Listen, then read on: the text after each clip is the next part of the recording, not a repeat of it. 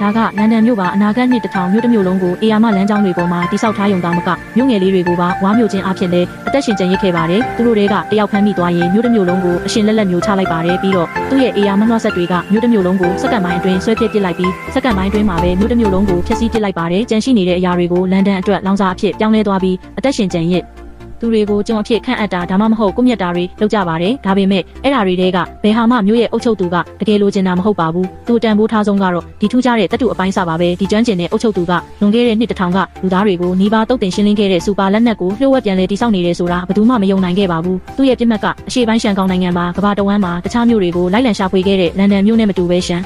ခေါင်းကဒုက္ခသည်တွေကိုတမိုင်အမြင့်ရှိတဲ့အေယာမတတိုင်းကြီးတစ်ခုနဲ့ကာကွယ်ဆောင်ရှောက်ပြီးကိုအားကိုစိုက်ပျိုးရေးယဉ်ကျေးမှုကိုထိန်းသိမ်းထားပါတယ်။ဒါပေမဲ့အဲ့ဒါကလန်ဒန်ကိုပိုပြီးလိုချင်စေခဲ့ပါတယ်။ဒါကြောင့်ဘလင်တိုင်းကနောက်ဆုံးထိန်းချုပ်မှုဗဟိုကိုရရှိပြီးတာနဲ့ရှန်ကောင်စီကိုချက်ချင်းပဲဥတီခဲ့ပါတယ်။ရှန်ကောင်ကလည်းအလားတူလျင်မြန်စွာတုံ့ပြန်ခဲ့ပါတယ်။နေရန်တစ်လျှောက်ရှိအမြောက်တိုင်းအသက်ဝင်ပြီးတိုက်လေရင်တိုင်းတပြိုင်နက်တည်းပြစ်လွတ်လိုက်ကြသည်။သို့တော်ထိုအရာသည် Valentine